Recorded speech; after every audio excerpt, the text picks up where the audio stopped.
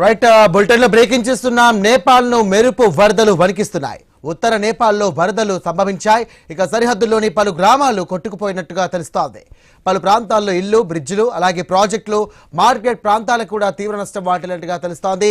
ఇక ఈ విపత్తు కారణంగా ఇప్పటి వరకు 7 ప్రాణాలు కోల్పోయారు. వందల మంది గల్లంతైనట్టుగా తెలుస్తోంది. మరోవైపు లోతట్టు జిల్లాలను కూడా అధికారులు అప్రమత్తం చేశారు. ఇక టిబెట్ వైపు నుండి ఉద్భవించే బోటేకోసి నది ఉధృతంగా ప్రవహిస్తోంది. నదిలో ఉన్నటువంటి ప్రవాహం ఆకస్మికంగా పెరగడంతో రుసుబా జిల్లాలోని పలు గ్రామాలకు తీవ్ర నష్టం వాటిల్లినట్టు నేపాల్ ఆర్మీ తెలియజేసింది. ఇక గ్రామాలు, ఇతర మౌలిక సదుపాయాలు కొట్టుకుపోయినట్టుగా అధికారులు తెలియజేశారు. హైడ్రో ఎలక్ట్రిక్ ప్లాంట్ ధ్వంసమైనట్టుగా తెలుస్తోంది. ప్రభావిత ప్రాంతం పర్వతాలతో నిండి ఉండడంతో ఇక సహాయక చర్యలు క్లిష్టంగా మారినట్టుగా ఉంది. ఆర్మీ ఇప్పటి వరకు పలువురిని కూడా కాపాడినట్టుగా తెలుస్తోంది. పరిస్థితిని సమీక్షించేందుకు ప్రధాని బాలిన్ షా అత్యవసర సమావేశాన్ని కూడా ఏర్పాటు చేశారు. సహాయక చర్యల కోసం హెలికాప్టర్లను కూడా రంగంలోకి దింపారు. ఇక నేపాల్లో బోటేకోసి నదిలో ప్రవాహం ఆకస్మికంగా పెరగడంపై ఆందోళన వ్యక్తమవుతోంది. గతేడాది కూడా రసుబా జిల్లాలో ఈ నది ఉప్పొంగడంతో 10 మంది ప్రాణాలు కోల్పోయారు. ఇక ఈ మెరుపు వరదలకు గల కారణాలను అధికారులు విశ్లేషిస్తున్నారు. హిమానీ నద సరస్సు విస్ఫోటం కారణంగా ఈ ప్రమాదం సంభవించి ఉంచవచ్చు అంటూ ఈ సందర్భంగా అంచనాలు వ్యక్తమవుతున్నాయి. నేపాల్ వరదలతో బీహార్ సరిహద్దులు కూడా వాటి జిల్లాల్లోనూ కూడా హై అలర్ట్ ప్రకటించారు అధికారులు.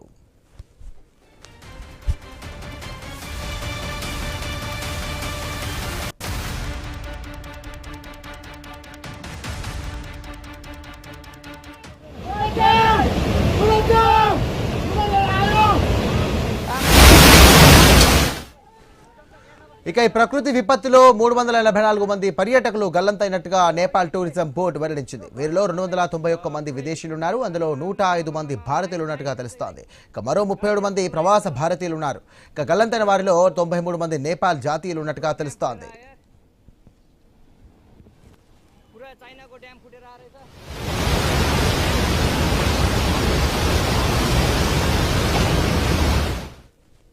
రైట్, మొత్తం మీద నేపాల్లో మెరుపు వరదలు సంభవించాయి. ఈ కారణంగా దాదాపు 7 చనిపోయినట్టుగా తెలుస్తోంది. అందులో భారతీయులు చాలా మంది ఉన్నట్టుగా తెలుస్తోంది. ఇక గల్లంతైన వారి కోసం రెస్క్యూ టీమ్ ప్రత్యేకమైనటువంటి గాలింపు చర్యలు కొనసాగుతున్నాయి. ప్రస్తుతం మనం స్క్రీన్లో ఐ న్యూస్ స్క్రీన్లో ఎక్స్క్లూజివ్గా చూస్తున్నాం.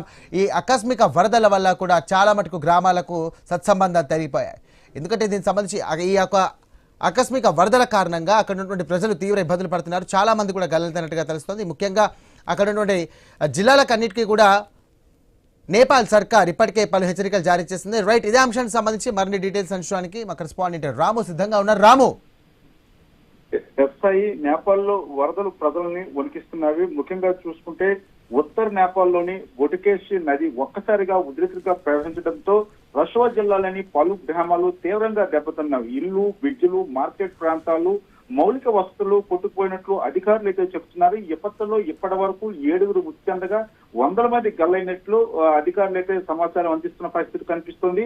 అయితే టిబెట్ వైపు నుంచి ప్రవహించే బొటకేషి నదిలో ఆకస్మిక ప్రవాహం పెరగడంతో పరిస్థితి మరింత ప్రమాదకరంగా మారిందని ఓ హైడ్రో ఎలక్ట్రిక్ ప్లాంట్ కూడా ధ్వంసమైనట్లు అధికారులు అయితే స్పష్టం చేశారు.